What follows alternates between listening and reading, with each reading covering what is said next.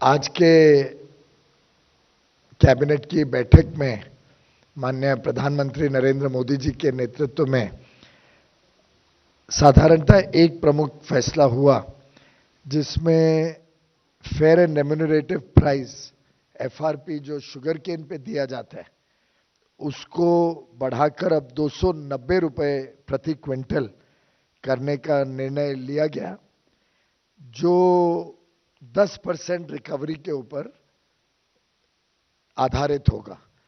जब रिकवरी 10% से अधिक हो जाती है तो उसका प्रोपोर्शनेट 0.1% इंक्रीज के लिए, हर 0.1% इंक्रीज के लिए अधिकांश 2 रुपए 90 पैसे प्रति क्विंटल और दिया जाता है, और न्यूनतम बेसिक जो प्राइस मिलती है उसको भी 9.5% पर रोका गया है कि 9.5% से कम अगर किसी किसान का रिकवरी होती है तो 9.5% पे ही आधारित उनको 275 रुपए 50 पैसे प्रति क्विंटल उनको भी मिलेगा, अगर 9.5% से नीचे भी हो तो।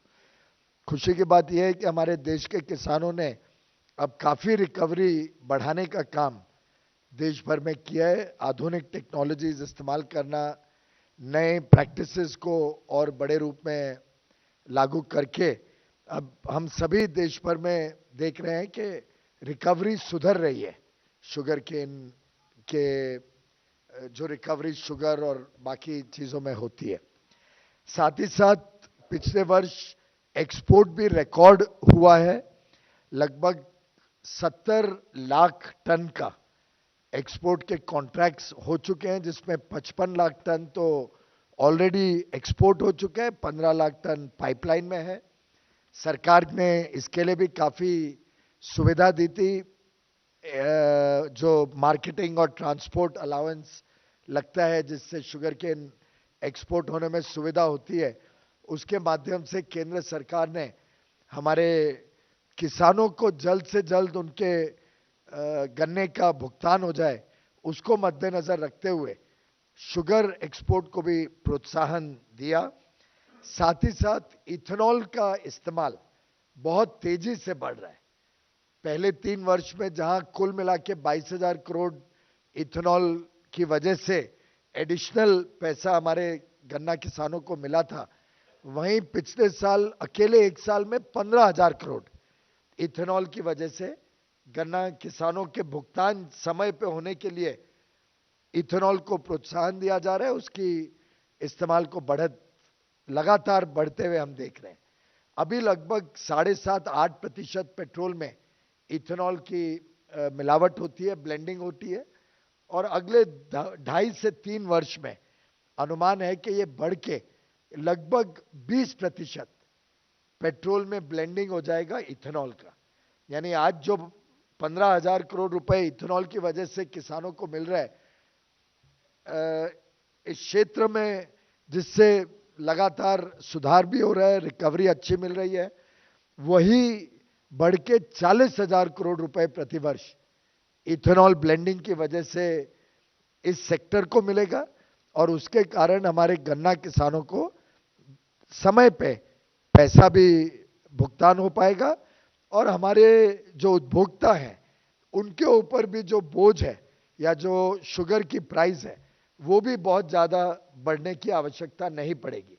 तो एक प्रकार से केंद्र सरकार ने दोनों हितों को संभाला है, उपभोक्ता के हित को भी संभाला है कि उनको महंगा चीनी ना खरीदना पड़े, और किसानों के हित को भी संभाला है कि उनको समय पे अपने गन्ने का भुगतान हो पाए।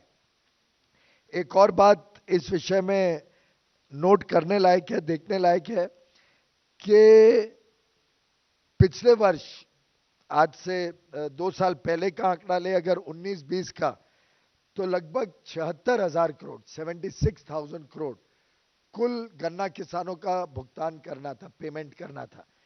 उसमें से 75,700 करोड़ ऑलरेडी पे हो चुका है। तो यानी सिर्फ 142 करोड़ 142 करोड़, ये तो कोई टेक्निकल कैलकुलेशन वगैरह का विषय भी हो सकता है, उतना ही बाकी है भुगतान करना 19-20 वर्ष का। जो 20-21 वर्ष खत्म हुआ, उसमें 91,000 करोड़, 91,000 करोड़ का भुगतान करना था गन्ना किसानों को। उसके सामने 86,000 करोड़, 86,000 करोड़ का भुगतान हो चुका है। और यह दर्शाता है कि कैसे केंद्र सरकार की अन्य अन्य योजनाओं के कारण अब गन्ना किसानों को पहले की भांति सालों साल अपने भुगतान के लिए संघर्ष या रुकना नहीं पड़ता है। आपको याद होगा एक जमाना जब गन्ना के भुगतान के लिए वर्षों वर्षों तक लोग रुके रहते थे, लोग फंसे रहते थे, भुगतान बहुत डिलेड होता था, कई बार साल, 2 साल, 3 साल बाद भी भुगतान हुआ करता था।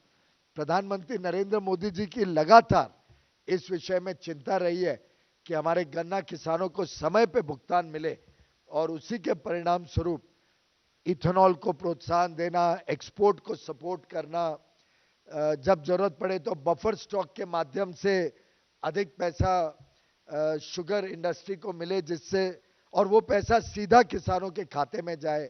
तो अलग अलग प्रकार से ये सुनिश्चित किया जा रहा है कि समय पे हमारे गन्ना किसानों को भुगतान मिले।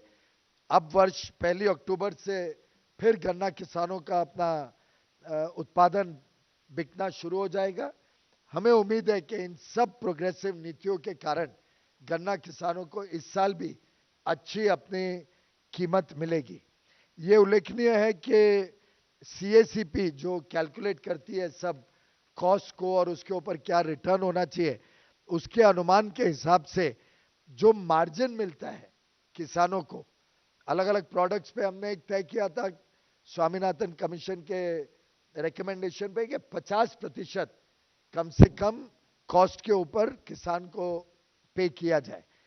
यह उल्लेखनीय है कि आज के इस 290 रुपए के फैसले से जो किसानों को उनके खर्चे के ऊपर पैसा मिलेगा, the amount they will receive on top of their cost of generating cost of producing sugar cane, वो 87% हो जाएगा। 87% रिटर्न होगा on the cost of production. ये अपने आप में दर्शाता है कि बाकी सब फसलों से एक प्रकार से ज्यादा एफआरपी के माध्यम से हम सुनिश्चित करते हैं कि हमारे गन्ना किसानों को अच्छा दाम मिले। 87% ओवर दी A2+FL कॉस्ट, ये मार्जिन सुनिश्चित किया गया है। एक और विषय जो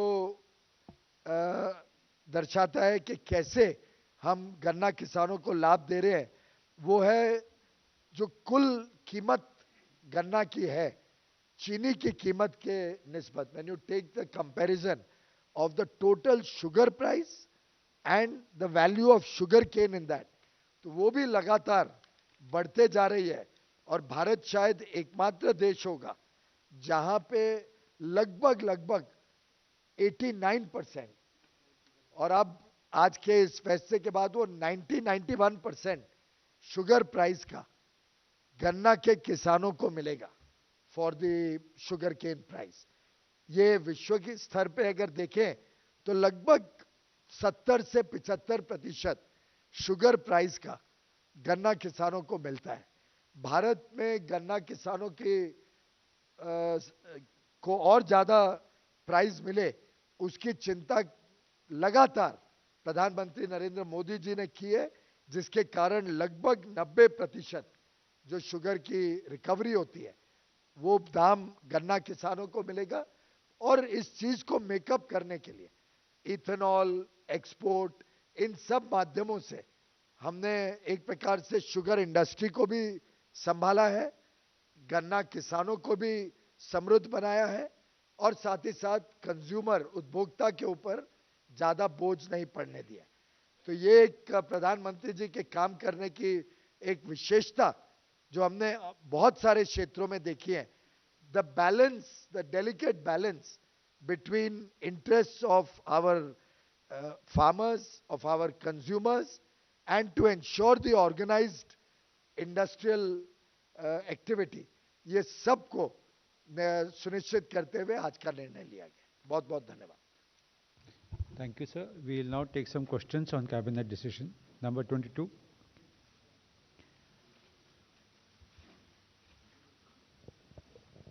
सर, मैं लक्ष्मण हूँ सीएनबीसी आवाज से। मेरा सवाल ये है कि गन्ने की एफआरपी में जो 5 रुपये प्रति क्विंटल की बढ़ोतरी की गई है, इस बढ़ोतरी से गन्ना किसानों को अगले शुगर सीजन में कुल कितना अतिरिक्त एफआरपी यानी पैसा मिल पाएगा? दूसरा सवाल, जो लगभग इस वर्ष 90-91 हजार करोड़ रुपए मैंने अभी बताया, अनुमान है कि अगले वर्ष वो 1 लाख करोड़ रुपए हो जाए। दूसरा सवाल यह है कि गन्ने की एफआरपी के आधार पर आमतौर पे एथेनॉल की कीमत और चीनी की एमएसपी तय होती है। तो क्या आने वाले दिनों में जिस तरीके से हमने एफआरपी बढ़ाया, उसी तरीके से एथेनॉल की कीमत वो और एमएसपी फॉर्मूला बढ़ोतरी ड्रिवन है। जो पेट्रोलियम कंपनीज ने ट्राइपार्टाइट एग्रीमेंट किया है इथेनॉल का, वो एक फॉर्मूला ड्रिवन है। फॉर्मूला के हिसाब से वो कीमत लगातार रिवाइज होती रहती है। 116।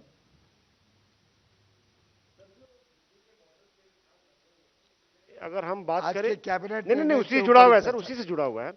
उसमें ज्यादातर जो है वेस्ट यूपी से गन्ना किसान है, और जो आप लोगों ने एफआरपी बढ़ा दिया है 5 रुपए, और लगभग 86,000 करोड़ का पेमेंट भी हो चुका है 20-21 में।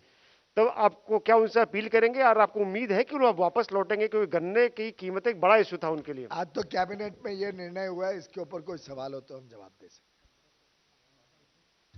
156। सर, ये आप गन्ने की कीमत बढ़ाने की बात कर रहे हैं, लेकिन जो विरोधी पार्टियां हैं, प्रियंका गांधी, उन्होंने ट्वीट किया है और कहा है उत्तर प्रदेश में गन्ने की कीमत नहीं बढ़ी है, जबकि पंजाब सरकार ने गन्ने की कीमत बढ़ाई है। मुझे लगता है कि उत्तर प्रदेश हो या पंजाब हो, उनकी अपनी स्टेट एडमिनिस्ट्रेड प्राइस रहती है, तो वो स्टेट का विषय है। हम जो एफआरपी तय करते हैं वो एक राष्ट्रीय स्तर पे एफआरपी तय होती है। स्टेट्स जो जो इसको फॉलो करते हैं उस पे एफआरपी लागू होता है, बाकी स्टेट्स, कुछ स्टेट्स अपने आप तय करती हैं। नंबर 58। सर, ये गन्ने का बकाया जो है, खासतौर से चीनी मिलें जो वेस्ट यूपी में है, काफी बकाया आप है। ये मास्क उतार के बोलें तो समझ में आएगा। सर, ये गन्ने का जो बकाया है, और खासतौर से गन्ने की कीमत जो वेस्ट यूपी के किसान हैं, उनको काफ़ी दिक्कतों का सामना करना पड़ा है हाल के दिनों में, और चीनी मिलों ने उनका दाम नहीं चुकाया है, जिससे उन्हें काफ़ी दिक्कतें आई हैं। तो ये कोई आंकड़ा है सरकार के पास कि क्या कितना चुकाया गया है गन्ना किसानों को, और कितना उनका बकाया है? आप शायद वो दिन भूल रहे हैं जब एक जमाना था कि सालों साल तक यूपी की चीनी मिलें गन्ना किसानों को अपना पैसा नहीं दिया करती थी। संघर्ष करना पड़ता था, सड़कों पे आना पड़ता था अपना पैसा रिकवर करने के लिए। मैं माननीय योगी आदित्यनाथ जी, मुख्यमंत्री जी को बधाई दूंगा कि उन्होंने लगातार इस विषय को अपने पूरे कार्यकाल में बहुत संवेदना के साथ और बहुत सख्ती से इस विषय के ऊपर चिंता की, और हर वर्ष उन्होंने सुनिश्चित किया कि समय पे गन्ना का भुगतान हो जाए। मेरे पास जो आंकड़ा है 24 अगस्त तक का, उसके हिसाब से उत्तर प्रदेश में लगभग 120 चीनी मिलें ऑपरेट करती हैं, और उन्होंने कुल पिछले वर्ष 20-21 में 1026 लाख टन अंदाजन केन क्रश किया था। उनकी रिकवरी 10.77% थी एवरेज में, और शुगर प्रोडक्शन 110 लाख टन 2020-21 में किया गया है।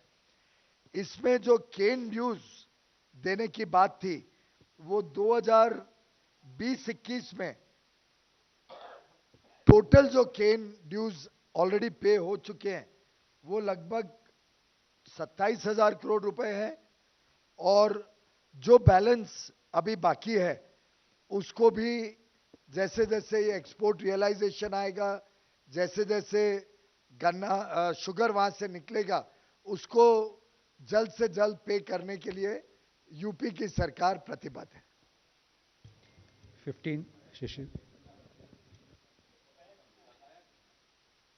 बकाया अभी के डेटा के हिसाब से लगभग पहले से तो काफी कम है।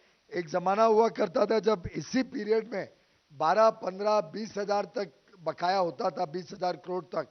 आज के दिन compare to those old days 6,399 crore बकाया है। तो एक प्रकार से एक तिहाई हो गया है जो पहले 2017 के पहले बकाया होता था, उसके कंपैरिजन में कॉरेस्पॉन्डिंग पीरियड में वो इतना घट गया है। और ये भी जैसे जैसे एक्सपोर्ट बढ़ रहा है ये अपने आप लगभग जीरो हो जाएगा। प्रीवियस ईयर का आपको ध्यान होगा पहले 2-2, 3-3 साल तक पे नहीं होता था। उत्तर प्रदेश का 2017-18, 18-19 और 19-20 तीनों वर्ष का कोई बकाया नहीं है, पूरा पैसा पे हो गया। तो ये अपने आप में एक रिकॉर्ड है कि उत्तर प्रदेश में 19-20 तक पूरा पे हो गया है, कोई बकाया पुराना बाकी नहीं है। Sir, good afternoon, sir. Shishir here. Uh, Sir, just a small query. Since the FRP has been revised, so will there also be revision in minimum statutory price for sugar? Because I believe that both are linked, interlinked. Not necessarily, since we are giving lot of support through increased ethanol production and procurement, and we are giving support through the mechanism of supporting exports. Earlier we had also used the buffer stock mechanism. Different states also come out with some additional incentives. Considering all of these factors, we do not see any reason for, at the present moment, increasing the selling price. And therefore, you will find that the market has been very stable and sugar has not seen any significant increase. If at all, I think they have not seen any increase in the domestic market.